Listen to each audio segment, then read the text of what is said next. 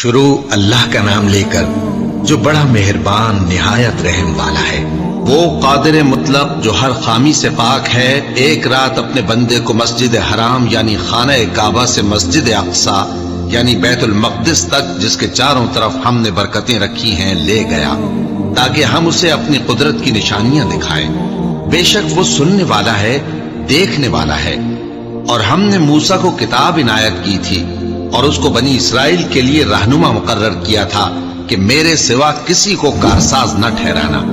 اے ان لوگوں کی اولاد جن کو ہم نے نوح کے ساتھ کشتی میں سوار کیا تھا، بے شک نوح ہمارے شکر گزار بندے تھے۔ اور ہم نے کتاب میں بنی اسرائیل سے کہہ دیا تھا کہ تم زمین میں 2 دفعہ فساد مچاؤ گے اور بڑی سرکشی کرو گے۔ بس جب پہلے وعدے کا وقت آیا تو ہم نے اپنے سخت لڑائی لڑنے والے بندے تم پر مسلط کر دیے، اور وہ شہروں کے اندر پھیل گئے اور وہ وعدہ پورا ہو کر رہا۔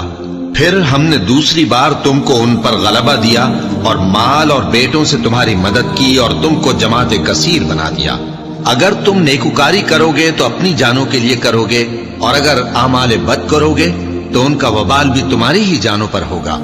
پھر جب دوسرے وعدے کا وقت آیا تو ہم نے پھر اپنے بندے بھیجے تاکہ تمہارے چہروں کو بگاڑ دیں، اور جس طرح پہلی دفعہ مسجد بیت المقدس میں داخل ہو گئے تھے اسی طرح پھر اس میں داخل ہو جائیں، اور جس چیز پر غلبہ پائیں اسے تباہ کر دیں۔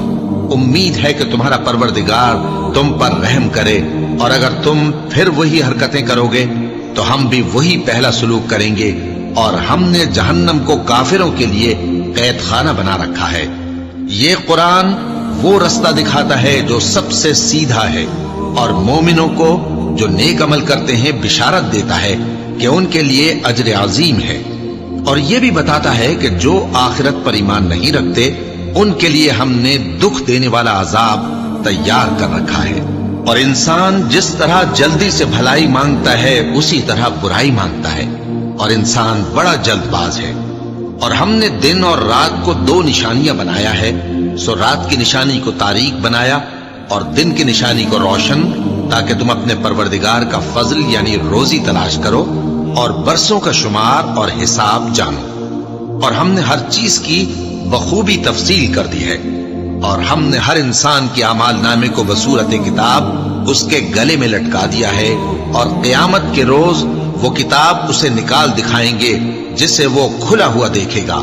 کہا جائے گا کہ اپنی کتاب پڑھ لے، تو آج اپنا آپ ہی حساب کرنے والا کافی ہے۔ جو شخص ہدایت اختیار کرتا ہے تو اپنے لیے اختیار کرتا ہے، اور جو گمراہ ہوتا ہے تو گمراہی کا ضرر بھی اسی کو ہوگا۔ اور کوئی شخص کسی دوسرے کا بوجھ نہیں اٹھائے گا، اور جب تک ہم پیغمبر نہ بھیج لیں عذاب نہیں دیا کرتے۔ اور جب ہمارا ارادہ کسی بستی کے ہلاک کرنے کا ہوا تو وہاں کے آسودہ لوگوں کو فواحش پر مامور کر دیا، تو وہ نافرمانیاں کرتے رہے۔ پھر اس پر عذاب کا حکم ثابت ہو گیا اور ہم نے اسے ہلاک کر ڈالا۔ اور ہم نے نوح کے بعد بہت سی امتوں کو ہلاک کر ڈالا، اور تمہارا پروردگار اپنے بندوں کے گناہوں کو جاننے اور دیکھنے والا کافی ہے۔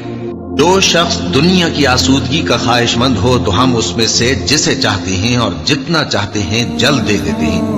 پھر اس کے لیے جہنم کو ٹھکانہ مقرر کر رکھا ہے، جس میں وہ نفرین سن کر اور درگاہ الہی سے راندہ ہو کر داخل ہوگا۔ اور جو شخص آخرت کا خواستگار ہو اور اس میں اتنی کوشش کرے جتنی اسے لائق ہے، اور وہ مومن بھی ہو، تو ایسے ہی لوگوں کی کوشش ٹھکانے لگتی ہے۔ ہم ان کو اور ان کو سب کو تمہارے پروردگار کی بخشش سے مدد دیتی ہیں، اور تمہارے پروردگار کی بخشش کسی سے رکی ہوئی نہیں۔ دیکھو ہم نے کس طرح بعض کو بعض پر فضیلت بخشی ہے، اور آخرت درجوں میں دنیا سے بہت برتر اور برتری میں کہیں بڑھ کر ہے۔ اور اللہ کے ساتھ کوئی اور معبود نہ بنانا کہ ملامتیں سن کر اور بے کس ہو کر بیٹھے رہ جاؤ گے۔ اور تمہارے پروردگار نے ارشاد فرمایا ہے کہ اس کے سوا کسی کی عبادت نہ کرو، اور ماں باپ کے ساتھ بھلائی کرتے رہو۔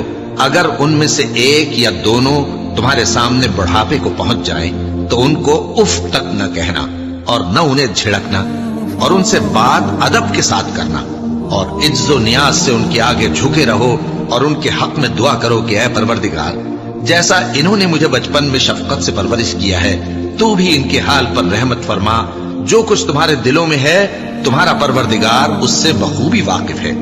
اگر تم نیک ہوگے تو وہ رجوع لانے والوں کو بخش دینے والا ہے. اور رشتہ داروں اور محتاجوں اور مسافروں کو ان کا حق ادا کرو. اور فضول خرچی سے مال نہ اڑاؤ کہ فضول خرچی کرنے والے تو شیطان کے بھائی ہیں، اور شیطان اپنے پروردگار کی نعمتوں کا کفران کرنے والا یعنی ناشکرا ہے. اور اگر تم اپنے پروردگار کی رحمت یعنی فراخ دستی کے انتظار میں جس کی تمہیں امید ہو ان مستحقین کی طرف توجہ نہ کر سکو تو ان سے نرمی سے بات کہہ دیا کرو.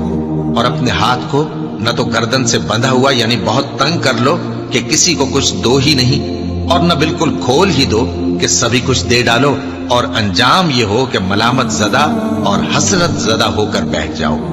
بے شک تمہارا پروردگار جس کی روزی چاہتا ہے فراخ کر دیتا ہے اور جس کی روزی چاہتا ہے تنگ کر دیتا ہے. وہ اپنے بندوں سے خبردار ہے اور ان کو دیکھ رہا ہے. اور اپنی اولاد کو مفلسی کے خوف سے قتل نہ کرنا، کیونکہ ان کو اور تم کو ہم ہی رزق دیتے ہیں. کچھ شک نہیں کہ ان کا مار ڈالنا بڑا سخت گناہ ہے. اور زنا کے پاس بھی نہ جانا کہ وہ بے حیائی ہے اور بری راہ ہے. اور جس جاندار کا مارنا اللہ نے حرام کیا ہے اسے قتل نہ کرنا مگر جائز طور پر یعنی بفتوائے شریعت. اور جو شخص ظلم سے قتل کیا جائے ہم نے اس کے وارث کو اختیار دیا ہے کہ ظالم قاتل سے بدلہ لے، تو اس کو چاہیے کہ قتل کے قصاص میں زیادتی نہ کرے کہ وہ منصور و فتح یاب ہے. اور یتیم کے مال کے پاس بھی نہ پھٹکنا مگر ایسے طریق سے کہ بہت بہتر ہو، یہاں تک کہ وہ جوانی کو پہنچ جائے. اور عہد کو پورا کرو کہ عہد کے بارے میں ضرور پرسش ہوگی. اور جب کوئی چیز ناپ کر دینے لگو تو پیمانہ پورا بھرا کرو، اور جب تول کر دو تو ترازو سیدھی رکھ کر تولا کرو. یہ بہت اچھی بات اور انجام کے لحاظ سے بھی بہت بہتر ہے. اور اے بندے، جس چیز کا تجھے علم نہیں اس کے پیچھے نہ پڑ کہ کان اور آنکھ اور دل ان سب اعضاء کے بارے میں ضرور باس پرس ہوگی. اور زمین پر اکڑ کر اور تن کر مت چل کہ تو زمین کو پھاڑ تو نہیں ڈالے گا اور نہ لمبا ہو کر پہاڑوں کی چوٹی تک پہنچ جائے گا. ان سب عادتوں کی برائی تیرے پروردگار کے نزدیک بہت ناپسند ہے.